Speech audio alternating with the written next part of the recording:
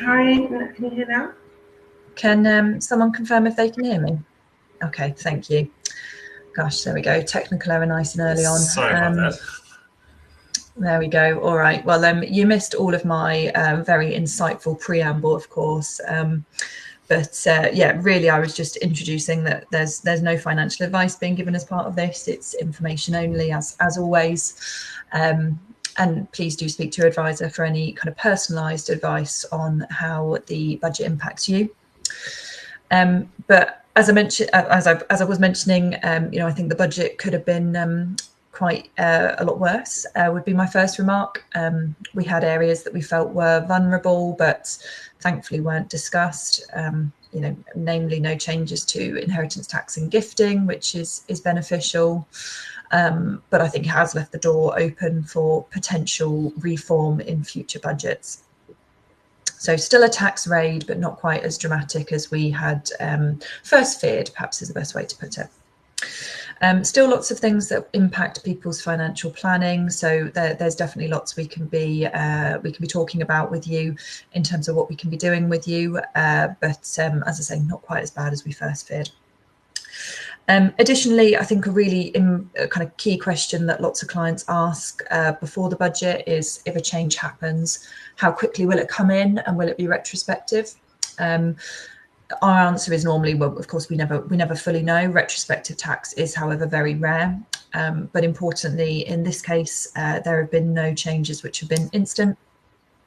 Last year, capital gains tax was instant with the increase in the rate, but the implementation timeline for this budget, the earliest change is April 26th, with quite a lot of the changes coming in actually quite near to the end of the Labour 4-year term. So objective of this presentation will be to overview the key areas of the budget that we think you need to know about, kicking off with personal taxation with Greg. Great. Thanks, guys. So just key changes in taxation. Let me just see here. The slides don't seem to be behaving. This is great. So we'll fix the slides. Apologies there, but just key changes in taxation are essentially frozen tax thresholds. Income tax and national insurance thresholds remain frozen until 2031. So that's going to cause fiscal drag as wages will rise with inflation. So that's one of those sort of undercover tax rises that aren't necessarily spoken about. Then dividend and income tax increases. Dividend tax rates rise by 2% in 2026. Taxes on savings and property income increased by 2% in 2027. So we just need to plan to mitigate that impact. So individuals need tax efficient investments and pension contributions to manage that increased tax liabilities effectively. And just to add to that, Greg, the dividend tax comes in from 2026, but the tax on savings comes in from 27, just to confuse us. Yeah.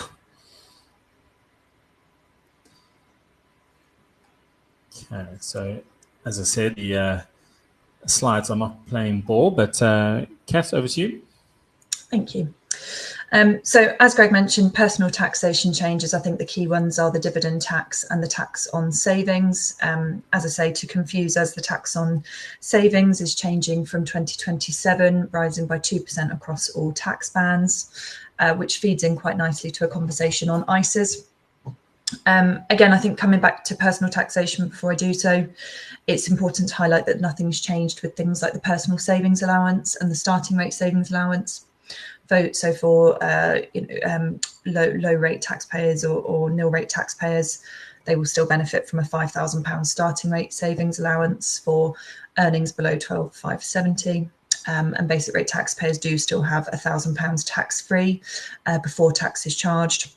£500 for the higher rate and nothing for additional rate taxpayers. That has not changed. It's just the 2% surcharge on when tax is charged that's changed on savings.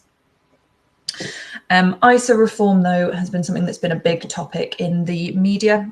If I think back to Rachel Reeves' Mansion House speech, she ruled out major changes to the ISA rules. But really, I think looking back, she was probably just focusing on the fact she wasn't going to get rid of the 20k allowance, but instead she has tweaked it to make it a little bit more complicated.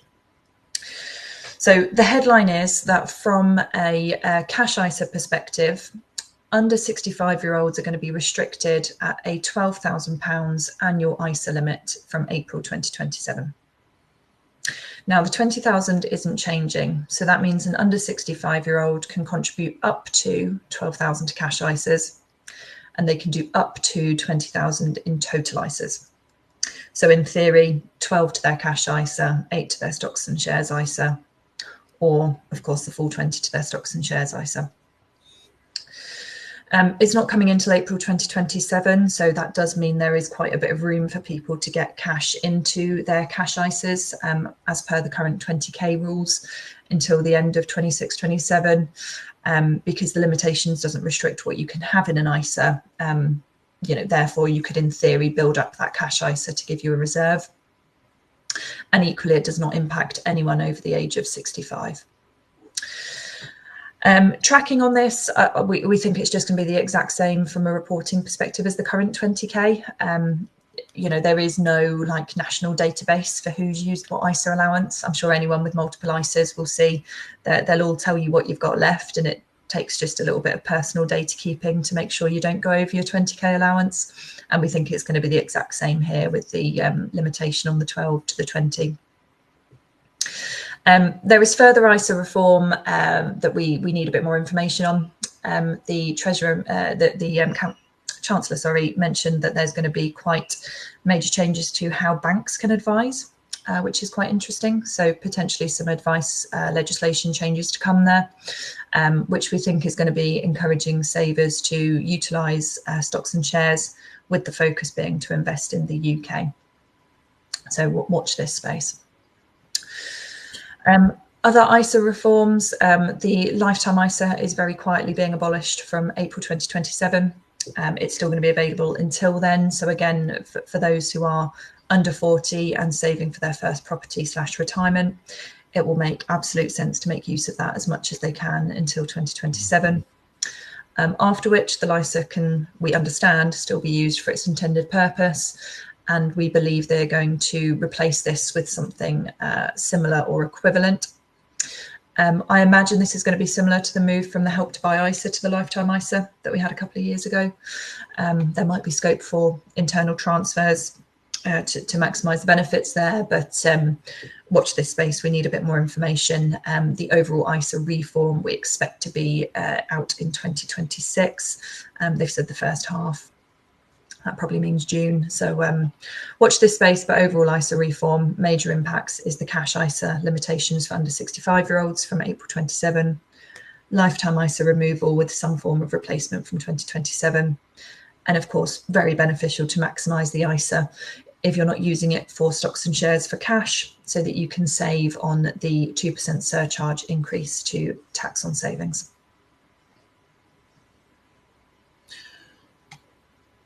I would just add to that, that's interesting, obviously capping it at £12,000 for a cash ISA, but we haven't heard anything that would stop you being able to invest in money market funds within a stocks and shares ISA. So essentially sort of having the same exposure, but just wrapped in a different ISA within the same allowance doesn't appear to be offsides at this stage. Right. Okay, over to you, Greg. Sure.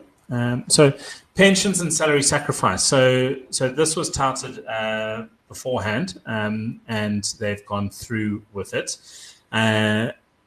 Essentially, it's they've introduced a £2,000 a year cap on national insurance relief for pension salary sacrifice from 2029. So we've gone through a few sort of scenarios here. Essentially, if you do elect to sacrifice your salary for that to go straight into your pension, that savings that you do get on national insurance contributions will be marked down as per the table in front of us. So you can really see that from £40,000 salary, you are not affected, but as you go higher to above that 2,000 or close to that £50,000 mark as your annual salary, then those savings do get affected. So that's something that we are digesting. That's coming into effect in 2029, and that's one of the aspects that have been announced that raises the total taxes by £26 billion. So nothing to do about it right now. That's, as I said, coming into effect to 2029. Got a question here. Can you transfer from a stocks and shares ISA to cash ISA after 2027? How will that be handled? Interesting one there. Kat, what do you think? I'd pause on questions till the end, Greg, because I think we're going to have a load of them come through. But to answer that one, there's no changes to the rules on ISA transfers. So our understanding is that you can move between ISAs freely, but I think the ISA reform will give us a bit more information in 26. Then property and wealth taxes. I'll go ahead with this one. So yeah, new surcharges and tax adjustments here. So high value council tax surcharge. So a new surcharge will apply to homes valued over £2 million, with charges ranging from £2,500 to £7,500. Again, that's coming in at a later date, starting April 2028. We touched on this in the personal taxation, increase in rental income tax by those 2 percentage points from April 2027, which is another hit to landlords and their profitability, especially with the sort of new tenants agreements that are being put in, or tenants protections, I should say. Inheritance tax thresholds. So I was having a chat with Katrina beforehand. We thought that would be, they would do more in that regard, but they've frozen the thresholds again until 2031, and will increase the state exposure over time. So yeah, I mean, one of the possible things that they were going to do was increasing that gift clock on potentially exempt transfers from 7 to 10 years, which they haven't touched on. But yeah, interesting one there. So yeah, implications for property owners. So again, need to review ownership and estate strategies to mitigate against these rising taxes and tax liabilities and rental pricings. Thanks, Greg. So the benefit part of the budget was probably the biggest area of conversation, actually. Again, interestingly, information not only leaked early, but actually announced early, was the national living wage increase. So quite rare, but the day before, the Chancellor announced that the national living wage would rise to £12.71 per hour for workers under 21. And then in the budget itself, there was a bit more about encouraging the apprenticeship schemes, so removing the cost for employers for educating under 25s as part of an apprentice, which is a very good opportunity for many. So quite good support for ideally the booming economy is the objective there. I appreciate that can be debated with changes to the child benefit cap being removed on the other hand. The two child benefit cap has been in place for quite a long time, but the cap is going to be removed from April 2026 with the idea of aiding the household finances for families with multiple children and trying to limit child poverty.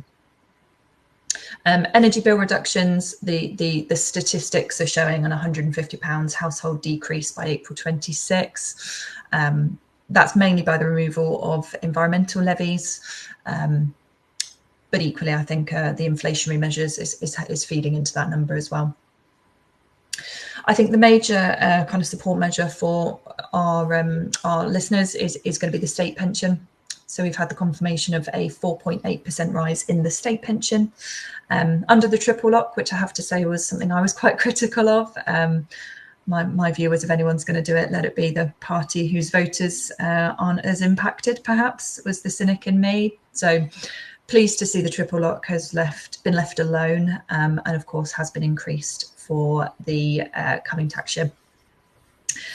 Additionally, and quite an interesting quirk I've been talking to some of my clients about, is the state pension is uniquely soon going to be more than the personal allowance. So personal allowance 12,570, the state pension should trickle over that in 26, 27 for some. And I'm sure many of you have done the "do I need to do a tax return" quiz on the Gov website. More often than not, you get a no answer, which continues to shock me in some cases. But what they've quite beneficially confirmed here is that they're not going to be expecting a tax return for individuals who just have an income from their state pension. So essentially, you're not going to have to pay, small amounts of taxation, because we understand the state pension will remain untaxable. So quite an interesting change.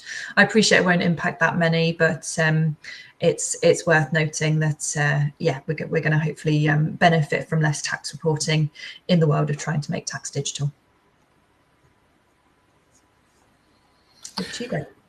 So, additional policy changes. One thing I'll add on just the state pension, obviously with personal taxation allowances being frozen, and we've literally seen the rising in inflation guaranteed by the triple lock in effect, while everybody else obviously has frozen tax allowances. So interesting there. But additional policy changes here. So electric vehicle mileage tax. So from April 2028, electric vehicle owners will pay a new mileage-based tax of 3p per mile as fuel duty revenues decline. Fuel duty freeze and phase out. Fuel duty will be frozen until September 2026 and then gradually phased out, reflecting a shift in taxation strategy. Gambling tax changes. Obviously, gambling is becoming a major money driver over the last few years. Remote gaming duty will increase from 21% to 40%, while bingo duty will be abolished to modify gambling taxation. Hopefully that doesn't impact many of our viewers. Then lastly, rail fare freeze. Rail fares in England will be frozen for 2026, providing financial relief for daily commuters. Good. Now, probably quite a topical area now is over to VCTs. And this has probably been the biggest shock, I think, to the industry, the white rabbit, if you want to call it that, was essentially that from April 2026, the tax relief on VCTs is dropping 10%. At present, you get 30% income tax relief on whatever you invest. That's falling down to 20%. Interestingly, in the same breath, they are looking to expand the EIS and the VCT regime.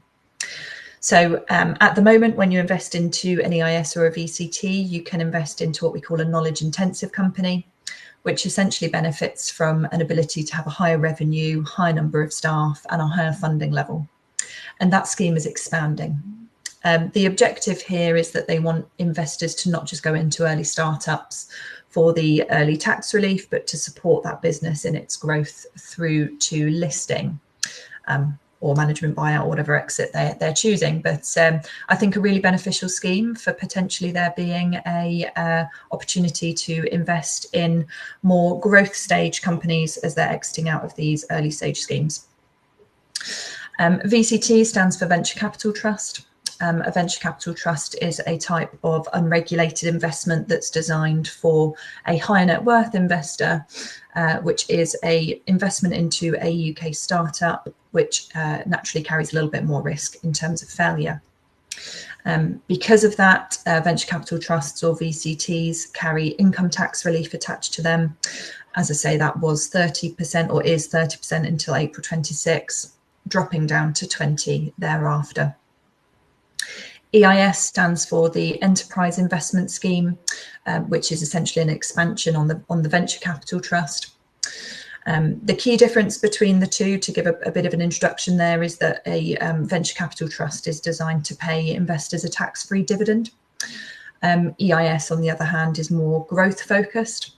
So two investments which aren't right for every client. But as I say, they are designed for the high net worth investor, therefore attract some quite generous income tax reliefs off the back of that. Tax relief is the major change there for the VCT.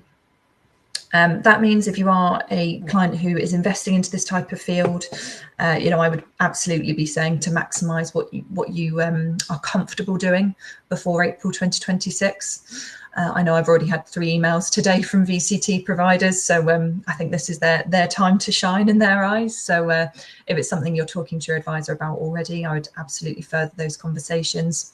And then I think going forward, we'll have more discussions on whether a VCT or an EIS is the right product for the client, of course factoring in that the rates of tax relief are going down on the VCT only. But interesting expansion. I'll be really intrigued to see how the provider market responds to this.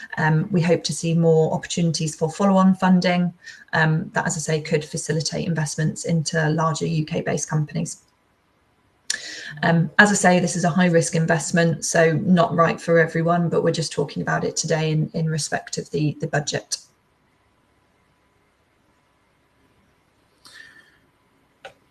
Good. So, yeah, economic outlook here. So, growth, inflation, and debt projections. So, GDP came in forecasted at 1.5% for 2025. So, that's showing a slight improvement on what we've seen, but obviously showing some below historical averages, which is a sign of the tough times that we are currently in. Inflation projections, it's expected to decline to 2.5% in 2026 and reach 2% by 2027, easing economic pressures. Then rising public debt, that's projected to rise to 96% of GDP by 2030. Again, highlighting fiscal challenges ahead. And economic implications. So the projections suggest a stable but subdued economy, emphasizing need for prudent financial planning. So definitely the matter at hand. So bringing this home to implications for you before we run into questions, and I think really the major implications is going to be the key changes on the tax on interest, the tax on dividends, the tax on property, the national insurance on pensions. That's what's going to affect the masses, for want of a better word.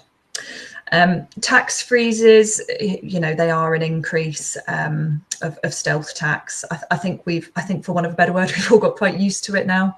The thresholds have been frozen for some time.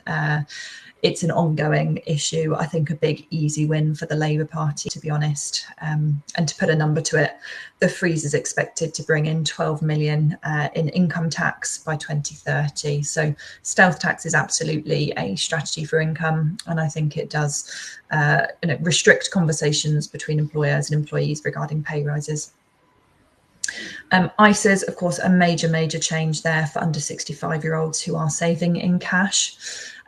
Again, we have got a bit of a leeway on this. It's not coming until April 27. So if you've got an opportunity to utilise a cash ISA and that's your objective, as I say, I would absolutely be considering that sooner rather than later. That being said, Greg makes a really good point that there is always the option to hold cash in a stocks and shares ISA, which feels like a very easy workaround to this problem. If we think about why someone might hold cash in a cash ISA, it's either going to be their capacity for risk is very low. They are saving for a particular purpose, are normally our two motivations for that.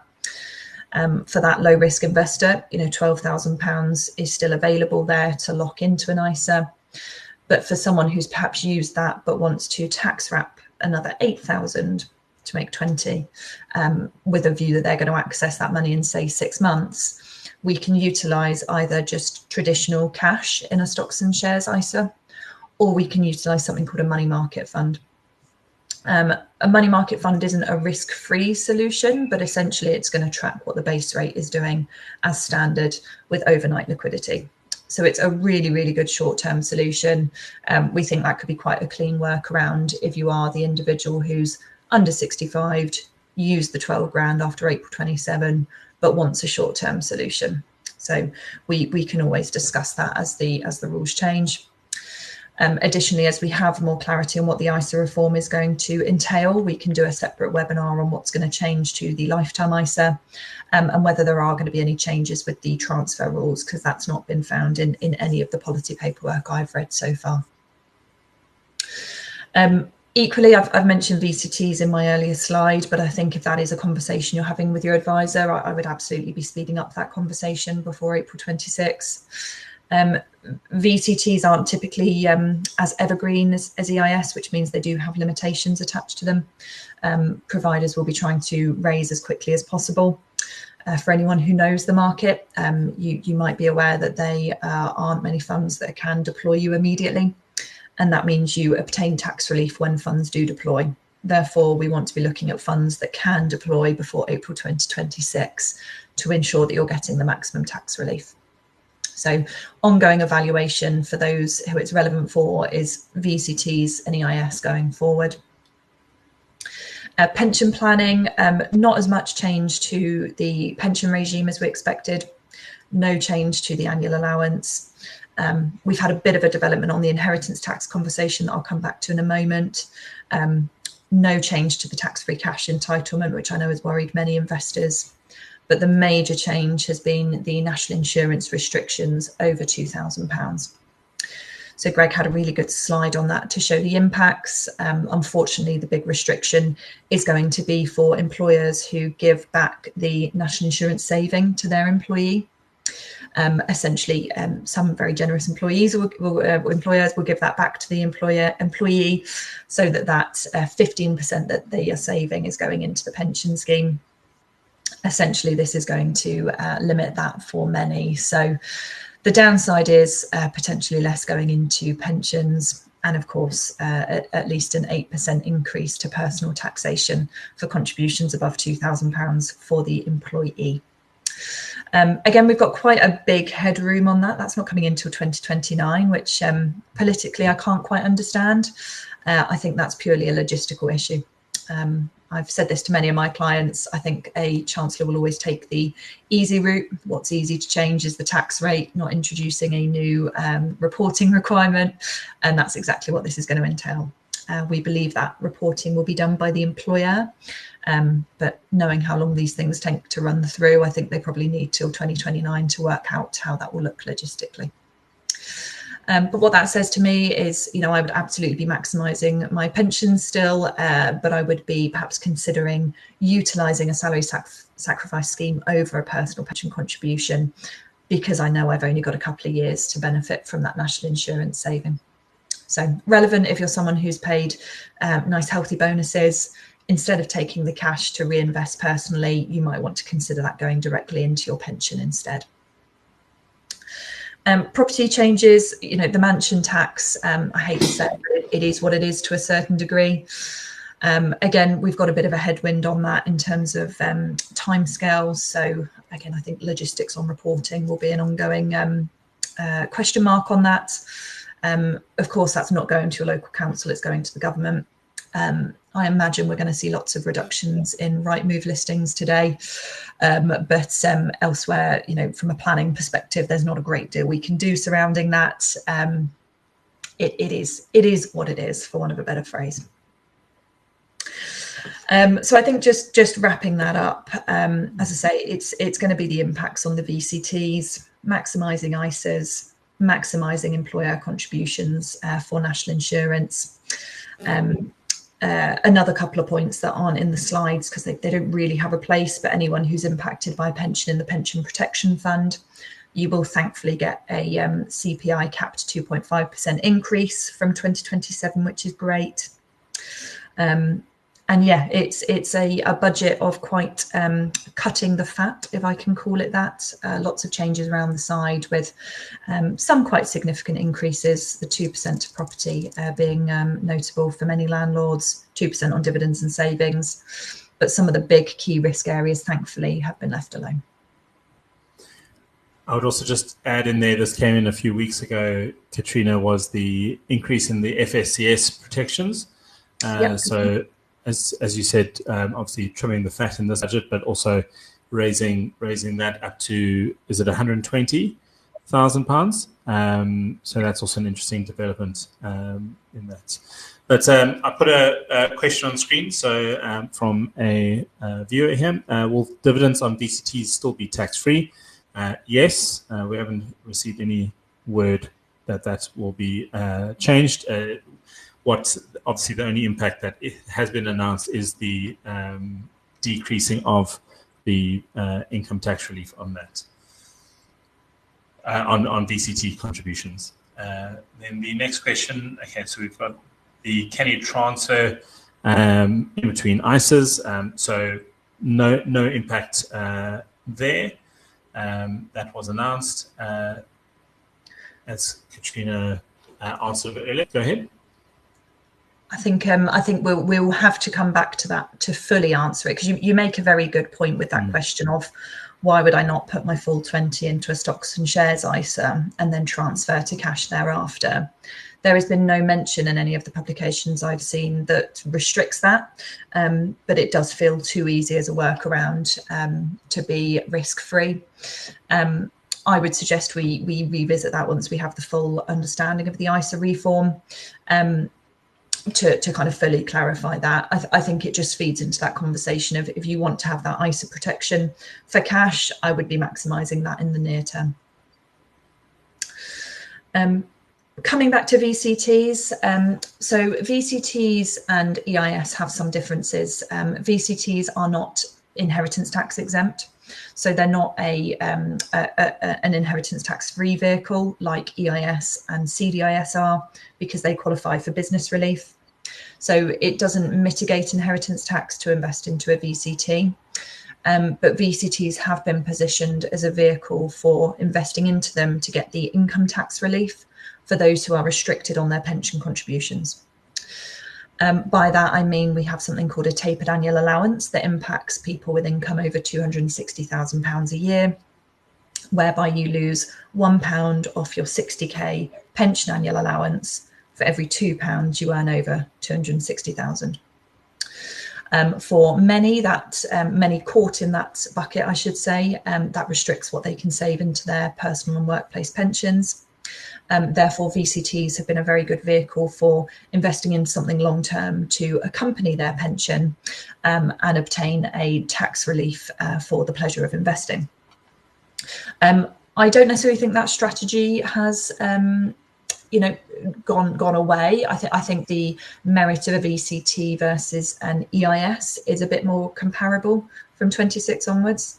So that would be a conversation to have with your advisor, is if the tax relief is more important, should an EIS be used instead? But VCTs are still really fantastic vehicles in the sense that they are income focused primarily. They're still going to get the tax-free dividends. And hopefully, as I say, we're going to see more follow-on opportunities in the market as well.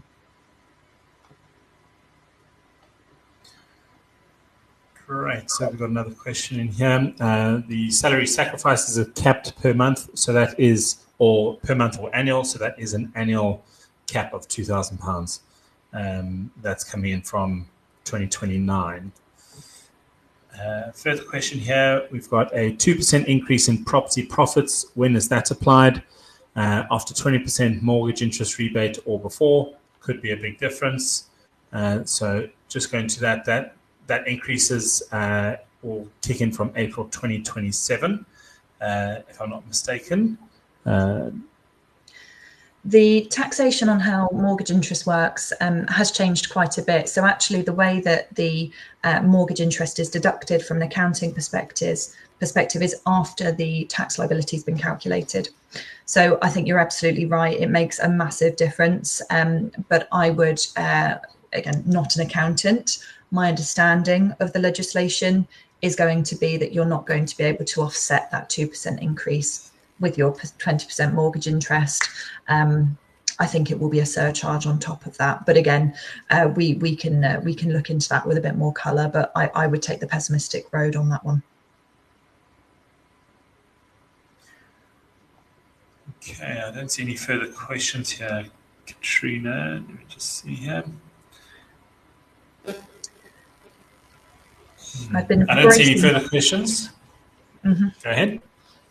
I've been bracing myself for this being a very technical webinar with lots of things to talk about. We were thinking pension changes, we were thinking inheritance tax changes. So thankfully, perhaps a bit more benign than our viewers expected. So maybe not as many questions for that.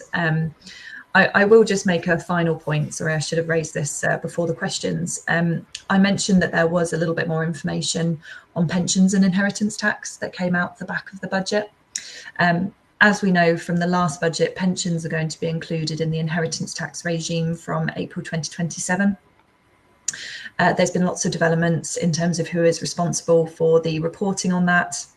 And we have now had it confirmed that pension scheme administrators will be holding back 50% of a defined contribution pension until inheritance tax has been calculated, which will take 15 months is the expectation. So that's just one thing to be aware of if we are in a situation after April 2027 where, you know, we're working with any of our clients regarding asset distribution from a pension. It's just worth bearing in mind that 50% holdback will be applicable for at least 15 months. A question just on the screen here. The national regarding salary tax, is the NI rate only 2% after? Yes, it is indeed. So the rules on national insurance for an individual is that we have the lower and the upper earning limit. Essentially, national insurance is charged at 8% between 12,570 and 5270. So our basic rate band, essentially, that's taxed at 8%. And then any earnings over the 5270 are taxed at 2%.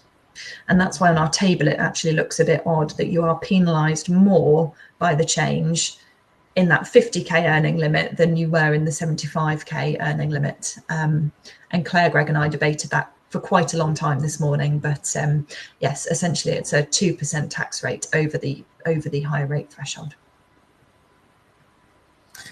And just speaking on Claire, she sends her apologies. We had too many cooks in the kitchen, so we couldn't have her as another host. But we'll try to sort that out for the next panel discussion. Any further questions from anybody? I will just pop the survey up, guys. So if you do have 30 seconds of time just to leave some feedback, that would be really helpful. Obviously, we did have a few technical issues at the beginning of the webinar, so I'm not sure if it was heard, but just to say that obviously this is a bit of a different kind of webinar that we've done today, but nothing that was spoken about constitutes as advice. And if you do want some advice on anything that was spoken about today, please reach out to your advisor. And again, if you have any more questions that you've thought of post presentation, then please do reach out to us and we can get you in touch with someone who I'm sure will be happy to help. Otherwise, I'll leave the survey up and we will see you at the next webinar. Thanks, guys, for your presentation. Awesome. Thanks, guys.